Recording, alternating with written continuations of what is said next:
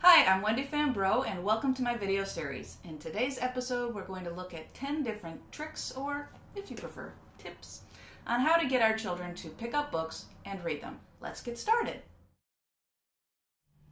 So the first idea, very simple, be a role model. Let them see that you enjoy reading. Usually we like to kind of sneak away when we want to read and close the door and have some alone time. I get that, I'm a parent.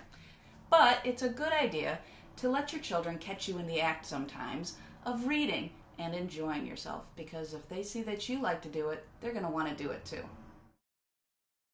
A second idea is to help your children to create a space where they want to go and read. So for example, I, like many of you, have my own reading pillow. It's never just my pillow, it's a reading pillow. It's where I snuggle up to read. Let your children choose some pillows for their own space. So they may want to put some nice squishy things in there. They might have something that I wouldn't have chosen, but they love. Place where they want to snuggle. Maybe get them a special blanket, that's their reading blanket. A mug for some nice hot chocolate. Pretty soon, who doesn't want to cuddle up with a good book?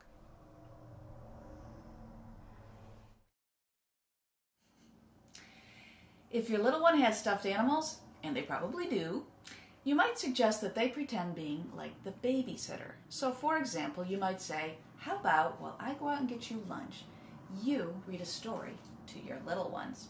Look at little Mr. Froggy. He could use a story, and I know this is a favorite of his, so why don't you read it while I'm gone? And before you know it, your son or daughter will be sitting there reading to their friends. Now I'm as tall as the wall, calls Fox. An easy way to incentivize your children to read is to allow them to stay up an extra half an hour, as long as they're reading. I know you've heard of the Tooth Fairy, but have you ever heard of the Book Fairy?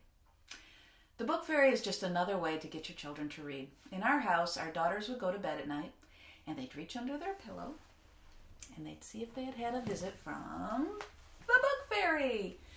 Sometimes they'd find a new book, but just as often they'd find an old book that they just hadn't read in a while. Either way, it didn't matter. It was just fun finding something under their pillow, and it meant that we were going to spend some time reading together. So I remember when I was little and I would be sitting at the kitchen table eating my breakfast cereal, and I'd be reading the back of the cereal boxes. Why? Because there was nothing else to do. So the idea here is that you take baskets and you fill them up with books, any books, and you change them randomly whenever you feel like it. And you just leave these baskets all over the house. So there might be a basket of books on the dining room table. There might be a basket of books in the living room, or in the mudroom, or on the stairs, definitely in their bedrooms, for sure in the bathroom. Anywhere and everywhere around the house, baskets of books, because if kids see these, they're just going to pick them up because they're there. It's a great way to keep kids reading. Surprisingly, one of the best indicators of future academic success is the number of books that a child has in their home growing up. So if you have a house that's got lots of books in it, one way to be sure that your child's actually engaging with those books is to send them on a scavenger hunt.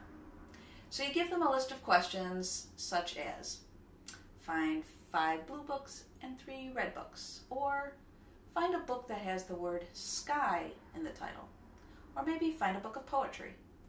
Things like that. If you have a house that doesn't have so many books in it, you can do the same thing at the local library. Just give the kids a list and send them on their way.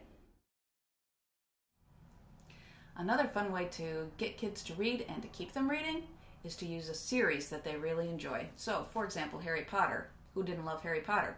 We all love number 1, 2, 3, 4, 5, 6, and 7. That kept kids reading a long time. Wolfie here, he prefers series like that. So we found this one that's a book every month. January all the way through December, we're reading for 12 months. Grown-ups who like to read often join something called a book club. In the book club, you've all read the same title, and then you get together for your meeting to discuss it, talk about what you thought of the book. There's usually chocolate involved or something. Anyway, you can do the same thing with your children and their friends. Get them together to join a book club. So they'd all read the same title, maybe something like Stories of Wizards. And then they'd get together for their meeting. Maybe they could dress up like wizards. That would be fun. For sure there'd be snacks, maybe matching t-shirts. I don't know. It's your book club, but it's a good way to get kids and their friends reading together. For our final trick, I'm actually going to give you a bit of a reality check. Sometimes your children won't want to spend time with a book. They're going to want to get on the computer. It's okay, it happens. But on the computer, there are some excellent sites that you can direct your children toward. And I recommend sites that are run by authors and illustrators of children's books because they tend to be really wonderful websites, very engaging, very interactive. Here's two that you might check. Claire Freedman, author of Cuddle. Michelle Nelson-Schmidt, author, illustrator of Jonathan James and the Whatif Monster. These are two really good sites for children to come and to spend time, to play some games, do some puzzles, and to continue your goal to getting them reading. So that's it for tricks and tips on getting your children and youth to read. Stay tuned as I give you our third and final clue in this video series.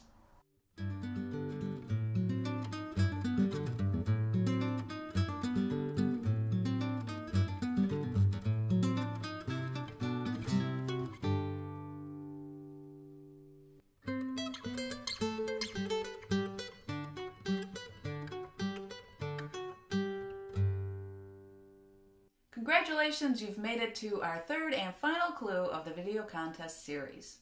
Each time I receive 20 winning entries guessing the correct title from booksinyourhands.com, I will choose from among those 20 and one will win that book or something of equivalent value, your choice. So, here's the clue.